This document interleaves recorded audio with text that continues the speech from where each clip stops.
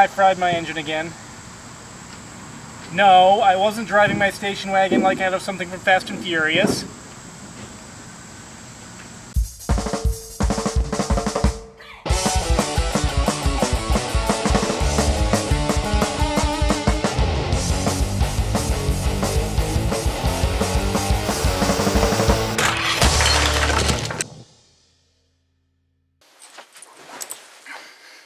Hi, I'm Guillotine, and welcome to the Gaming Guillotine, my personal endeavor to review my video game collection, and if the game's bad at the end, I'm gonna throw it in the Gaming Guillotine. First up on the perspective chopping block is a game I've wanted to talk about for several years. Ow! Need for Speed the Run. Oh, that actually hurt. Need for Speed the Run. This game royally ticked me off when it came out. I will fully admit I was suckered into believing this game had the potential of being a game I long dreamed of. First of all, a movie I grew up on was Cannonball Run 2. I loved the idea of a non-stop, nationwide race, and when this game was announced and I saw a game with an emphasis on story, focusing on a race from coast to coast, I was foolishly sold. I believed the hype surrounding this game, but upon playing it, I had the wool pulled out from over my eyes. This is one of the main games that ruined a more joyful and optimistic view of new games that I once had, and part of this is what makes this game's attempt on making a story epic, and it fails so horribly. And we see it within the first few minutes. So it begins with your character in immediate distress, and opens with that ever-so-glorious mechanic. Quick time events.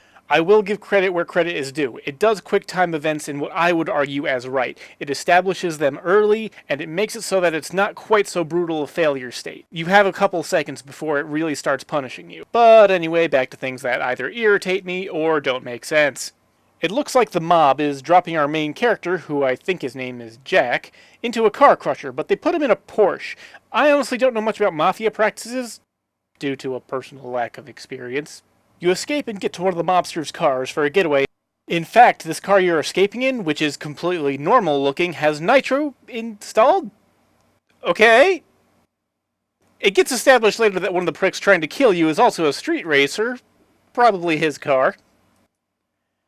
After escaping in the train crosses the tracks and stops your pursuer trope, you meet up with some lady who says she's known you for a long time and wants to help you with your mob problem, and helps you enter her race because apparently you're an amazing driver. Okay, considering the possible performance of the player at the very start of the game, that is arguable. Whatever, premise seems simple enough and frames a nice simple action story to encompass everything. Then you get a choice of car and are set to begin. I'm something of a classic guy, so I'll take the Datsun. Anyhow, we start our car and begin the race. Now, genuinely, that even though it's got so many screw-ups, the first few levels did do a few things right, like the aforementioned QuickTime event introduction. It set up some decent set pieces and did a decent job of entertaining. But that's only the first couple levels, and even in those we start to see the wool being taken away.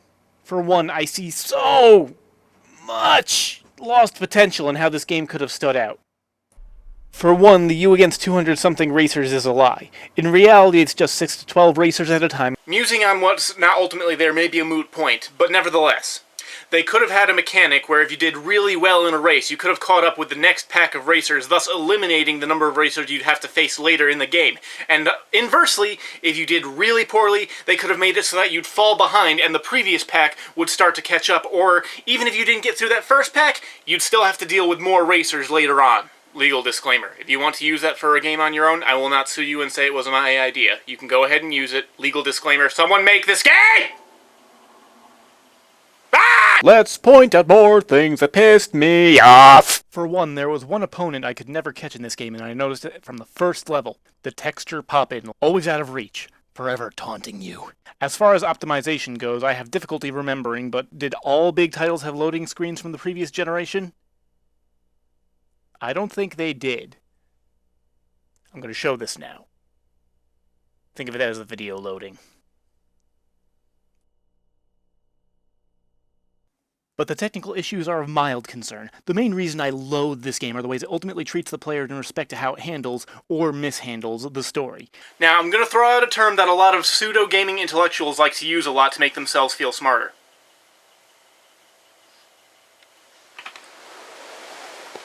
I can feel those comments incoming now. Ludonarrative dissonance.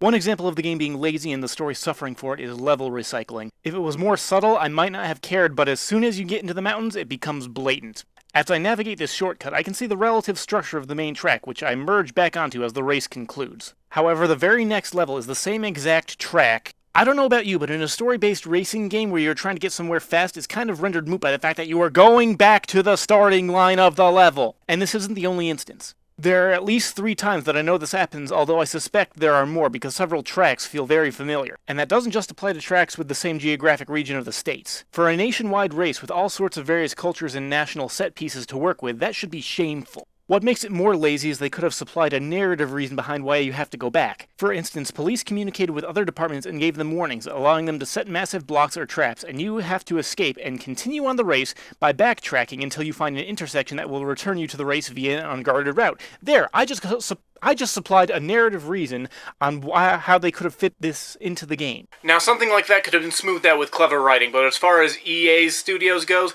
I don't trust anything other than BioWare, or as I like to call it, BioWarea. Why do I call it BioWarea? Because it sounds like a disease. And it ends with EA. Like BioWare will. And it might seem like I'm being hyperbolic, but I really did pick my words carefully. I really do think the game is being lazy. I'm not saying every single story needs to be epic, but it at least needs to mesh coherently with the provided game. So the game says the first major checkpoint is Las Vegas. Through a brief cutscene, we learn that Jack is an idiot. This is the scene that made him very unlikable for me. Apparently he has a bad history with casinos, and that may have almost got him killed. But no, he sarcastically snarks that it never crossed his mind. Well, I didn't have much to base opinion on character, but now I do not like Jack. Can I play as someone else? Alright, I'm calling bull on this segment. You can see in the race. See?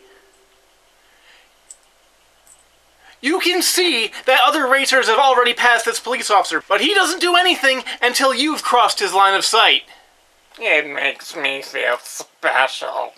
Oh, and before I forget, there's a royal issue I have with some levels that incorporate the knockout race style event. For the uninitiated, this is usually where a race also incorporates time-based sub-goals where if you are the last in place on the race, once the clock counts down, then you are knocked out. I'm just going to say, that race format has almost no place in this game from a narrative perspective. In a game where you are going against 200 plus racers, then a racer is not going to stop just because you pass them for 20 seconds. I can't imagine it. I just can't imagine a racer saying, "Oh, that guy passed me, I better give up. I only paid $250,000 to enter this race. It's fine." Another thing that gave me false hope for something engaging is giving backstory for specific opponents. For instance, that guy trying to kill Jack in the first scene I mentioned is given a little background on his reason behind joining the race, in a loading screen text prompt. It could have just been so easy to have a line of dialogue or two that actually gives some characteristic weight to the various cars you're racing, but with a text blurb on a loading screen, they might as well have not even bothered. Granted, you get a lot of time to read, but only 2 NPCs get any fleshing out via cutscene. Your I'm going to murder you mob friend and 2 women. I feel like the 2 women were only thrown in for cheap sex appeal in a single cutscene. And frankly, it makes Jack look like more of an ass as he makes his way to Vegas. Once we get to Vegas, we have an interesting segment where we have to win a race and then celebrate my victory by getting caught by the cops. Let me emphasize this. You have to win to get caught. What? Is this like a JRPG supposed to lose fight? Wouldn't it be better to subvert the expectation to get caught in the middle of a race rather than be rewarded for beating a race with a cutscene that then tells you you failed? Couldn't you have finished in any position with roughly the same effect? Well, through a series of events, you escape and continue on your way after pinching a new car. Can't say I care for the choices, but at least it sets a decent premise for being able to select other cars, as opposed to the other method which I discovered by accident, and I will get to that shortly. Now we're in the snow levels. Too bad my car really doesn't feel all that different handling-wise. I'm not asking for sim levels of realism unless I put in Forza or Gran Turismo, but at least alter the feedback a little. Maybe make the cars a tad more drifty? I love me a good drift. But back to the car selection complaint, which once again flies in the face of the premise of the narrative. So if you pull into a gas station, which on the HUD map can be mistaken for a shortcut, then you are wrenched out of the race so you can leisurely pick another car. I like my local gas station / modified performance car shop too.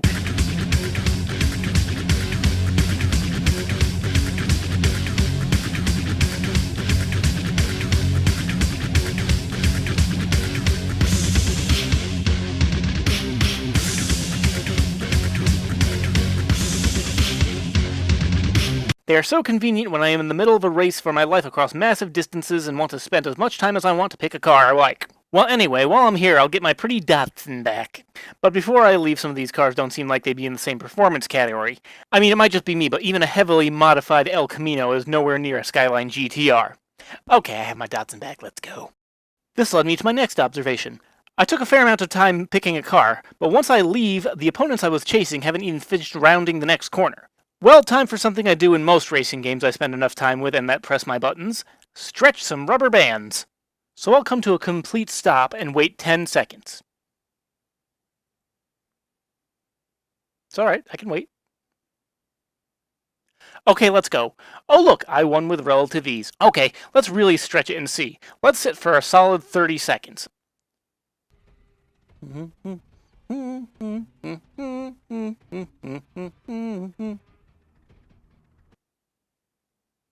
And we're off.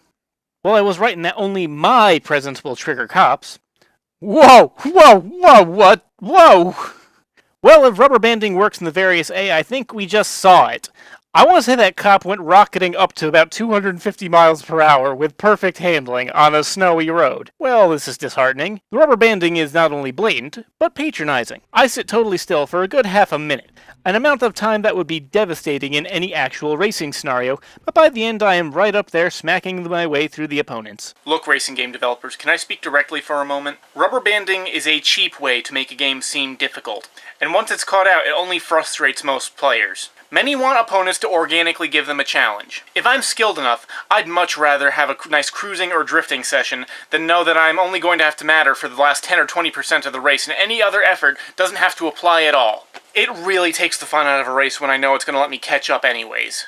This game's rubber banding makes a race want to feel epic while still making sure you are near guaranteed success. I feel like it's saying, "Don't worry, my wonderful flower child. We will show you everything we have and make sure you can't possibly fail if you put just a wee bit of effort in." Nobody pays attention to quality AI anymore. I wonder if students get frustrated when teachers present them with this same attitude these days. Let's skip ahead to a bit of the set-piece level that almost every stage has. This one I actually liked when I first played it as part of the demo that was sent out prior to release. In addition to an opponent racing you down the mountain, there are also avalanches being triggered, causing a death trap scenario for anyone going too slow. First of all, aren't there usually safeguards in place to ensure avalanche crews don't bury someone if that can be prevented? They could have simply explained this away by simply saying the mob that was trying to kill Jack caught up and hijacked the avalanche equipment. Next is probably the clearest example of something I've wanted to touch on, but here's the most simple instant. At the start you get passed and the race is on. However, at the end of the race you actually gained a position. So did that other car pass you in another segment that we didn't see? There are more instances of this, but it just provides another inconsistency that makes the story seem flat if you're paying attention. Lastly, in the ending of this segment, I don't think this is how avalanches work. Like a ship against a wave where as long as you don't get hit from the side, you're fine. Now, for a good chunk, it's really just more of the same, so let's skip to the middle of the story. I think it's Chicago or Detroit. I honestly wasn't really paying attention at this point. Here the Mafia decide that rather than try and let you race to the best of your ability to try and win money to pay them off, they're going to try and kill you with a convoy of performance SUVs and a freaking Apache attack helicopter. What? Okay, fine. Whatever wreckage they need to hold up set-piece moments. So you wreck your car and get to pick another one in the way that does mesh with the plot. Then a few short races later you take out the helicopter Dukes of Hazzard style. Okay. First, if the mob wasn't trying to kill you before, now they will definitely not let you live. It doesn't matter how much money you try to appease them with. Second, how am I alive? Third, I assume my car will just keep going after everything that transpired. Another thing, at the end of every race I've played so far, whatever damage I've accrued is gone by the next race. Oh, okay, no. Now I took damage. Fine. If you want to find another excuse for me to change cars so soon, then fine. So your friend hooks you up with a guy that is willing to set you up with another car. But not any car. It's time to get to the climax, and they're gonna give you the good stuff. They're gonna give you a freaking supercar. Fine, I'm game. Couldn't take my Datsun for— Whoa, whoa, whoa, whoa, whoa, whoa, whoa, whoa, whoa. What? This Porsche is labeled as not having an immediately discernible value. My suspension of disbelief wasn't extreme enough. Let's take the priceless, irreplaceable supercar being given to us by a random stranger. I'm sure I'll keep it in pristine condition. Now the race skips ahead to the final chapter and the approach to New York City, and this is where the game gets desperate with the recycling. More level reuse, reusing the worthless backstory characters who apparently passed you, but you still kept your position anyways. Okay, just skip to the finale. Problem again. New York City is never this vacant of traffic. They could have crafted a track of actively flowing traffic on city streets and made it interesting, but no. Also, I don't think anyone in the States uses Skyline GTRs as casual cruisers. As the race continues, they desperately try and set up an epic set-piece event, but a chief problem in this one is that they crafted an area where you're being dragged along on rails, no pun intended, and I still couldn't tell where I was supposed to go. Whatever. Your final rival, for the 4th time, the final race, the final showdown. Okay, this might pose a challenge. Wait, what? Okay. No, ignore it. Ignore it. Ignore it. Final race. I'm on the finish line. Let's go. Let's go. What? What happens? Upon reviewing footage, because I had no idea what happened at the time, I saw they had a hazard that can actually take out as you cross the finish line. Okay, try this again. Finale. Final race to the finish. Yes, yes, yes, yes! Yes! Okay, if that wasn't happening after I took out the Apache helicopter, I am now definitely dying slowly and painfully. I took out their attack helicopter, umpteen number of performance SUVs, and now I've killed the boss's very own son. But no, my friend makes it go away because she has mind control or something. Why not? It'd make about as much sense as most of the other things I've been talking about. I'm very proud to say that this game is going to be the first one that I get to throw into the Gaming Guillotine. Let's go do that, shall we? Alright, and so, the Gaming Guillotine. No more delays, no more distractions. I'm doing this because I'm a fanboy scorned. Safety first. It's a little difficult. Hang on. And let's look at the destruction, shall we? Ooh, that feels good.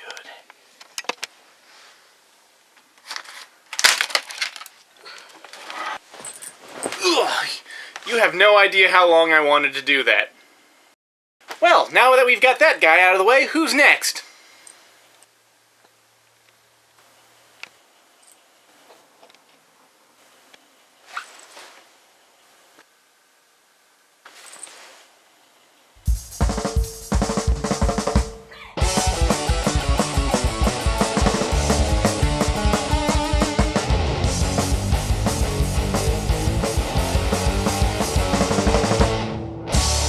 Thank you so much for watching my first video. This is something I want to try and do regularly, and I want to improve this channel, so by all means, comment, leave some criticism, let me know how I can improve this thing. And in addition to my own reviews, I'm going to be interjecting my own music projects every once in a while. You know, drum covers, maybe a little vocal thing. I'm going to be doing a lot of parodies. I love Weird Al-esque style parodies. Especially stuff that's video game related and crossed with some of my favorite titles. I've got a few of those in the pipeline, so those will be coming relatively soon. I hope to put out a video at least once every other week. I know I'm not going to be a full-time YouTuber for any degree of time for the foreseeable future unless people really start liking this stuff. So yeah, again, thanks for watching my video, and until next time, God bless all of you.